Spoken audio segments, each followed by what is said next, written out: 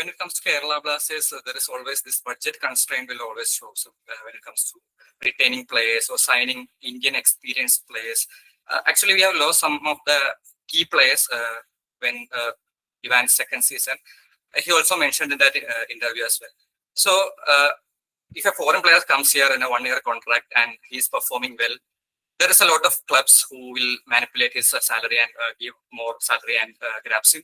So when we limited to a budget, we don't like to spend more to a player. We are actually losing some key players, and when the other teams are go beyond the budget constraints, they are achieving something. They are achieving trophies.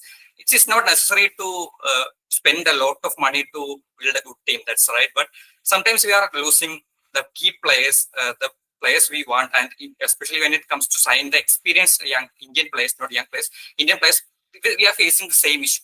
So, what do you think about the budget constraints currently in India? And did you think you also came along to the go beyond the budget constraint and sign players what they asked for? It is not a question of whether we can or cannot. It is a question of morality, and it is a question of philosophy. Okay. I think you have to understand that in the DNA of certain clubs, it's sort of how we are.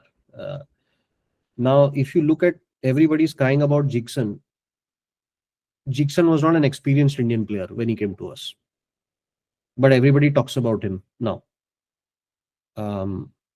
He was somebody who was developed at this club, if I'm not wrong, right? He before this he came from Arrows to Blasters, and then obviously did well here and moved on. In the DNA of Kerala Blasters, it's in the DNA of this club to produce players. That's how this club is. Okay. Now, you have to understand when I say morality. Now, you said, okay, clubs spend money and achieve. It is, when you also need to go, which will never come out in the open, you need to go to the player and also understand his motivation to stay at this club. When a player has made up his mind that I want to leave, I want to go, I want to try something else, it is very difficult to stop, right? No matter what you do. And sometimes there is no logic to offering that. So this is the entire argument in Indian football that is going at this moment. Is it logical to pay that money? Because some of the monies are even more than what players earn in Europe in second, third divisions. So do you want to be a part of that and keep inflating salaries? Because it has now come to this moment where we have realized that this is all not, you cannot do this for 15 years. Once you're on that treadmill, you cannot get off. You cannot, because what will happen is, once you start spending on experienced Indian players, as you call it, that money that you put in there will have to be reduced somewhere. Where will it come out of? Do you think logically? It will come out of your academy. You will cut corners there. You will stop producing talent. If we are on that bandwagon, we might as well shut shop with the academy and say all that extra money that we're doing, we'll put there and then we'll try and win something. So it is like I said, it's not a question of whether, why, what. It's a question of morality. And at some point, this club feels that paying X is obscene money, right? It's something which goes against or will even put into danger what the rest of the squad balance is. You cannot have one player here and the rest there. Either you have everybody here or you have everybody round about the same salary levels, right? So again, it is to each their own, and to each management, like they have their own philosophies. Some would like to splash the money and build a team strong enough to compete. That's how it is. Maybe the fans want that, but that's not how the DNA of this club is. And you have to understand that as a club, naturally, when you're sitting on so much talent here, it is our duty to also make sure that we nurture that talent. Okay, if you're sitting in a club wherein your natural talent reserve is less, then you go out and buy and you spend money to bring in players, etc., that you want to. But when you're sitting in a place like Kerala, like Northeast, etc., that produces that much talent, It is our responsibility to nurture it well. And I can, for the examples you're giving me of spending money on experienced Indian players, I can also give you examples of clubs who have spent money wisely and won titles. And there are enough examples, you know, the ones I'm talking about. They've not broken the bank and won titles. They've done it by having a stable coach in place. They've done it by having a core group in place. And those players, let me assure you, are not on huge money. But they want to be with the club. They want to continue the project. They are happy with what they're doing and they have achieved success. So we only tend to look at this one model. We are fascinated. Spend money, do this, get experience. But we are ignoring the fact that we are, as stakeholders in Indian football, maybe fans are not concerned about it, but we are. You're only looking at trophy, spend money here, get one DM, buy Apuya, buy this, buy that, big little team. But we are looking at, okay, how do we sustain this for 15 more years? There are enough examples of clubs shutting down in Indian football, I don't need to tell you, that have arrived at a point where they simply cannot pay money. And they decide, I cannot take the loss, I'll shut down. It's a reality. Tomorrow, even the clubs that are spending a lot of money will look at it and say, okay, I've burned through 400-500 crores and gotten what? Zero. I won one ISL trophy. Wow. You know, like, I'll sleep with it every day. But what have I achieved? So you need to understand what the DNA of the club is. The DNA of this club is to produce players. And I strongly believe if we are smart with what we recruit, if we are smart with how we build the team, if we have a stable system in place, you can achieve success. It is not needed. You don't need to spend money to win titles. I was at Odisha. We won the Super Cup, being possibly one of the teams with the lowest budgets. We did it, you know. So we beat BFC, who possibly, I think, you would at that time say they reached 3 finals that year. So I have lived that example, and I really believe that if you do things the right way, there is success, even though you might not, like you said, retain blah blah blah. You need to understand 2 things. One is you need to know that you have a good bank of talent from the state that you can capture. You need to be, and the players from the state also need to understand that, okay, you know, this club has given us an opportunity. We need to give everything to succeed here, and not get carried away by all the love that the fans put on them, you know, from time to time. Like they should not think we are Neymar and Rodrigo. They should understand where they are, right? And to get to that level, they need to prove something, and that proving will come when they are every single day performing. They will go to we want them to go to the national team. We are very proud if a player, you know, we are very proud of all the boys who have broken through in the under 23s playing regularly. We want them to go to the senior national team as well. But we want them to perform, you know, if we are playing 24 games, you know, they should have 20 games at that level. And we don't need to get carried away by one nutmeg and one shot.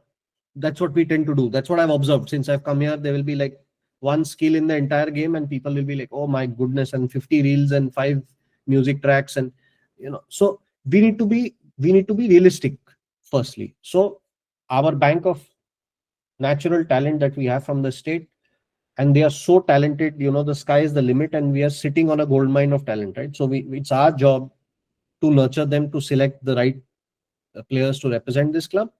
We need to pick the right characters for this club. You need a very strong mentality to play for Kerala Blasters. Like I told you, you need to be thick-skinned to take, you know, pressure, and you also need to understand that there will be expectation. Fans will expect that, so you need to have, you know, that personality to carry that sort of pressure and not get like, oh shit, you know, we've lost again or whatever. There is an adverse situation in a game, and combined with the right recruitment, I do believe you can win trophies. You do not need to, you know, break your bank. You don't need to like overspend, because if we keep doing that, then we will compromise on other things. I would rather, you know, and that's what the philosophy of this club is. You know, we've built one training ground. We want to do more. We are looking to build more, right? Put that money in, invest, build one more training pitch, maybe build residential facilities for our youth team so that we don't have to rent them out and put them all near the pitch, you know, there. Though that's my dream, you know, to have stuff like that. And those fundamentals are then will tie back to what I told you earlier. We keep putting the money into things that are temporary. Okay, maybe we'll win something and all of you will dance and rejoice. And then long term, then, you know, you'll see that Indian football is coming to a point where people are dropping out and not wanting to invest. That's not something we want in the ecosystem as well, because we need to think of the whole thing. You cannot just be selfish and think in 1 year we'll blow this much money, win something, and then later we could have done something else to look for long term sustainability, impact things. But that being said, I'm not saying there is an excuse to not win. You can win if you plan well, if everybody is as a group, fighting for the same cause, if you have the right characters playing for the club. And there are enough examples, you guys, I don't need to mention them, you guys know. You've seen enough examples of teams that have planned well on moderate budgets, but with the right characters who've gone on to achieve success. That is the path we are choosing to take. Somebody else might choose the path where they'll blow money and get everything and have success. That's their that is there, and nothing is wrong and right here. It's what you choose to take. So we choose to take this where we see that the long-term benefits of it are more. And it is something that we can keep doing. We can keep doing this. We can keep doing this year on year. We don't need to have 2 years of high spend and then next year we're wondering, oh shit, what do we do? So, and also with that, what you're also doing is you're creating assets as a club to make your value grow. If you look at an Indian ISL club right now and value it, there are no tangible assets. What tangible asset do you have? The clubs don't own their stadiums. They don't own the training grounds. They don't build any infrastructure. Your tangible assets are your players. So the value of the players is your assets right now, and a brand maybe. So we need to, as Indian clubs, start creating more tangible assets. Like in Europe, right? A club's value is what is it built by? It is built by the training facilities. That is the centerpiece of every club. That is why they take so much pride in building training facilities. If you see all the clubs, when they build a training facilities, they are all like, they promote it very heavily. Why? Because it is an asset for the club. So fundamentals need to be put in place, and I'm confident that if we do the right things, I'm sure we will win.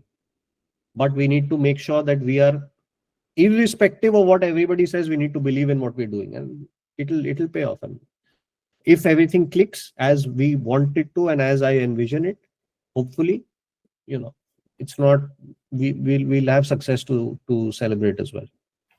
Thank you, Abhik.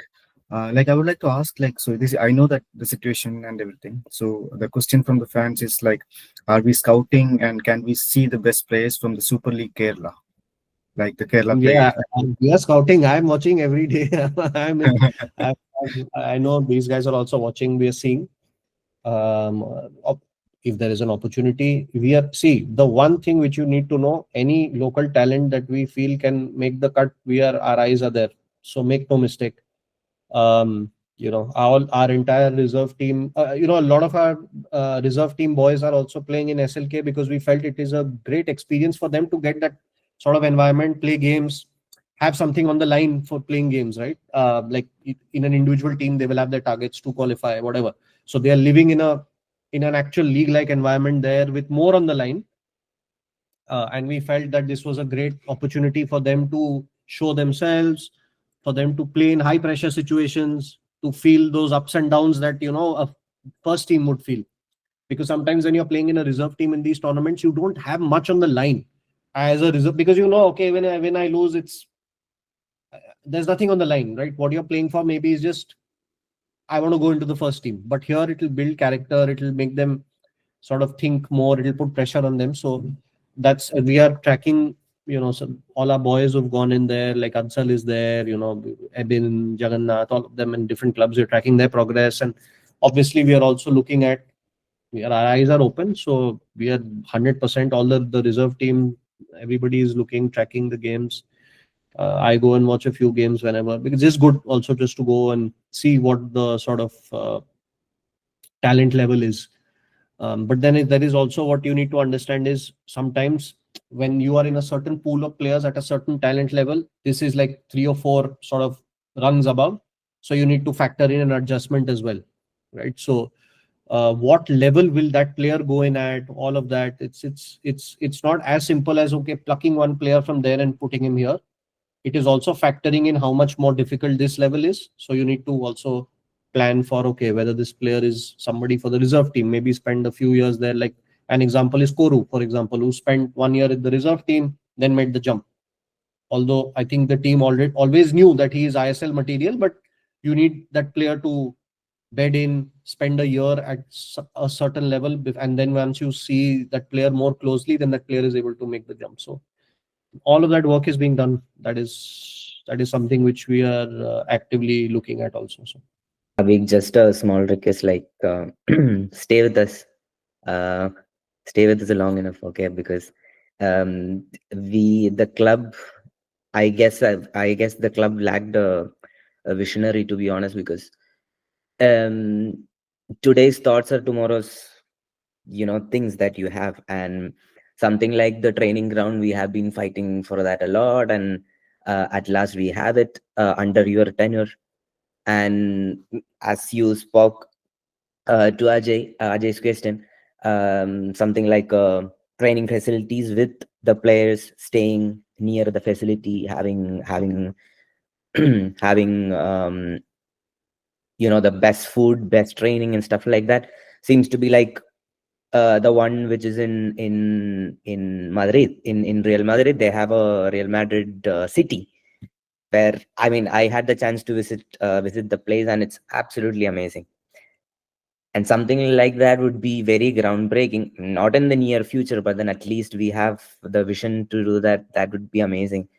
yeah, obviously not to build it to that scale, but in India, like you need at least, if you can start off, have a couple of pitches, and then you can have residential facilities there. That's a start, right? In India, you need to start, and for that, like you said, it's the vision. See, I'm pretty straight in that, in the sense, Pranav, that I don't take credit for things that are not done by me. So training pitch, it was always happening. It is not that I came and it happened. Okay. You have to give credit to Nikhil, and you need to give credit to, like, it was happening. Okay, me coming just in the sense that things moved a little quicker, that's all. But the land was already there when I came. Work had already started when I had come. So it's not something that I have initiated and I will take credit for. You need to give credit for that to Nikhil, who is, driving it like a maniac almost, because he has so much personal interest in it. He's like every day, okay, what is the update? How does the grass look? What does this look? I need this, the dressing room wall to be of this color. That, so it is his persistence, and it is very close to his heart. Okay, so I am not taking any credit for it. I sort of like to I'm very straightforward that way. I don't like to show off what I have not done. So you need to shower your affection on him. He's the person responsible for it, and he has driven it to a point wherein it's sort of come out that way. And even his intent to get land, to build, it's all coming from them. you know unless the owners have that willingness to extend themselves, how do we sort of execute at that point? So Sure. I know they get a lot of flack, but they genuinely are so invested in the club. If somebody doesn't care, why would they invest here? They would run it on, people can keep crying, but we can always keep taking things on rent and keep doing it and still function that way, right? So for them to invest, and at the end of the day, you are investing inside Kerala only. They're not doing it in Hyderabad, right? Like I know people take shots at them, but whatever money that they are putting in, even when we host a match in the stadium, there are so many people who get livelihood in terms of people working in the stadium on match days. So many people get to work. All of that is benefiting whom? People of Kerala. It's not benefiting the people of Hyderabad in any way. So they need to also be given credit for, they are very passionate people who are very people driven.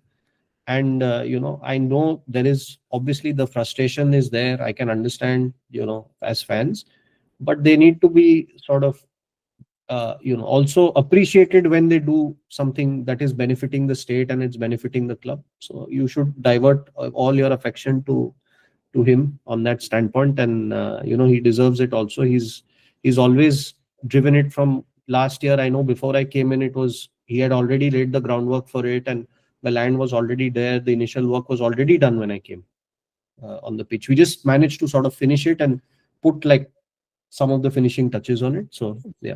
I'm Thank pretty very glad to hear that, and of course our fans will be also very glad to hear that, actually.